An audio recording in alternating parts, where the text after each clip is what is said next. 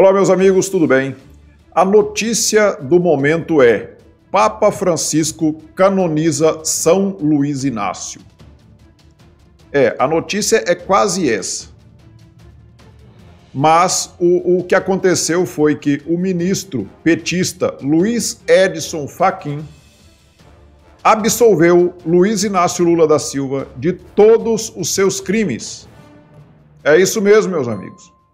O ministro petista que já fez campanha eleitoral para Dilma Rousseff em 2010, ele deu uma decisão monocrática, ou seja, uma decisão que saiu da cabecinha dele, absolvendo, ou seja, o efeito é o mesmo de absolvição, porque ele anulou todos os processos do ex-presidiário Lula da Silva, aquele que comandou as maiores quadrilhas que nós já tivemos aqui no Brasil, como Mensalão e Petrolão.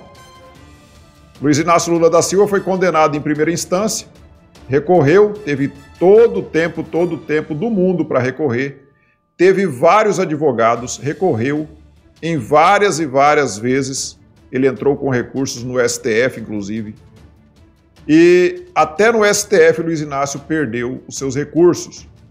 Luiz Inácio foi condenado, como eu já disse, em primeira e segunda instâncias e foi preso, ficou em uma sala lá na Polícia Federal, em Curitiba, durante uns 500 e poucos dias e depois foi solto pelos ministros, pelos amigos do STF. Quem acredita que o STF não é uma corte aparelhada pelo PT? Quando nós temos um ex-advogado do PT, Dias Toffoli, quando nós temos um ex-PSDBista, que era filiado ao PSDB, Alexandre de Moraes, PSDB e PT é tudo igual. Todos nós sabemos que os dois são de esquerda e ficavam naquele teatro das tesouras.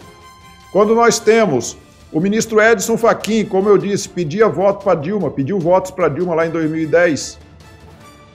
Quando nós temos Gilmar Mendes, que vive falando que o Lula deve receber um julgamento justo. E quando nós vemos um Lewandowski, que só é ministro do Supremo Tribunal Federal, segundo consta, eu já vi inclusive o jornalista Augusto Nunes contando essa história algumas vezes, que a mãe do Lewandowski era amiga da finada Marisa Letícia, esposa então do ex-presidiário, e então a mãe do Lewandowski teria dito, a Marisa Letícia, que o seu filho era um prodígio, uma sumidade no direito.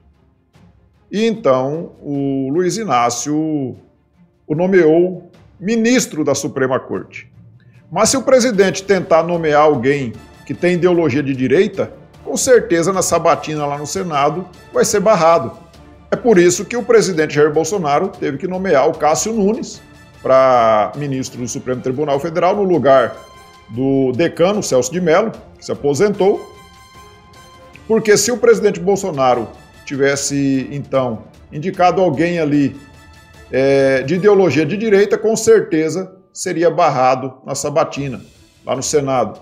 Mas todas as vezes, durante os governos do PT, aqueles que foram indicados como ex-advogado do PT, como filiado ao PSDB, como era o caso do Alexandre de Moraes, quando a mamãe era amiga da primeira-dama, quando se pedia votos para a então candidata Dilma Rousseff, todos esses aí foram aprovados sem nenhum problema lá na sabatina do Senado.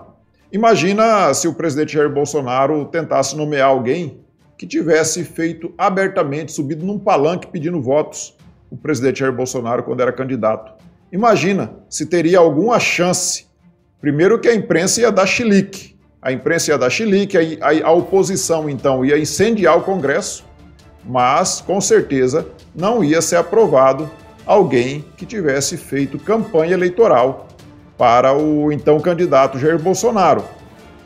Tente o presidente Jair Bolsonaro, agora no meio do ano vai aposentar o ministro Marco Aurélio Mello. Tente o presidente Jair Bolsonaro nomear alguém que fez campanha eleitoral para ele, só para fazer um teste. Tente, presidente, para ver se vai passar. Não passa.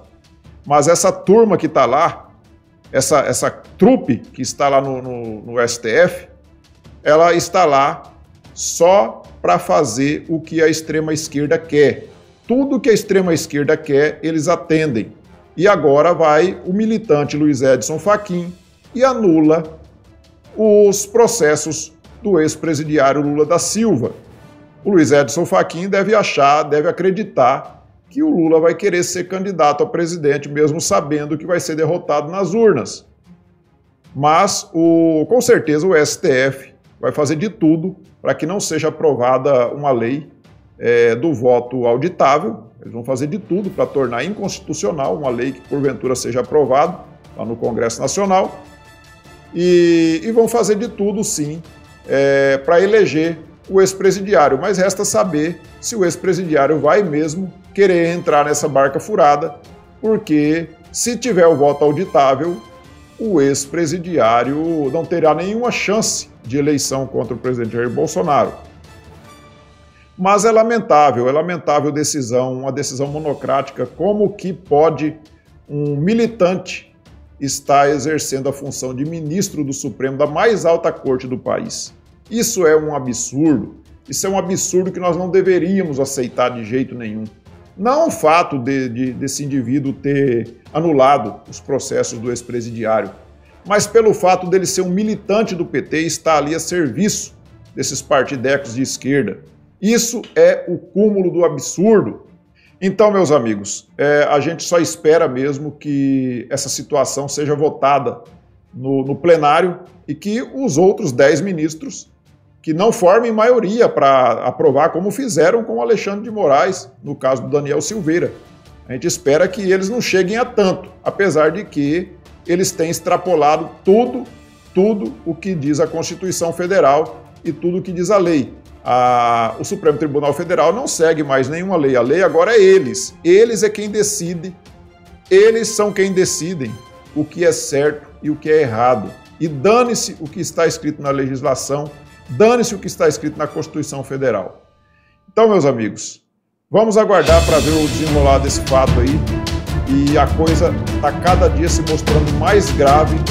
E eu não me espantaria se a qualquer momento um ministro desses aí saísse com uma decisão cassando o mandato do presidente Jair Bolsonaro e afastando ele do poder. Eu não me espantaria, não.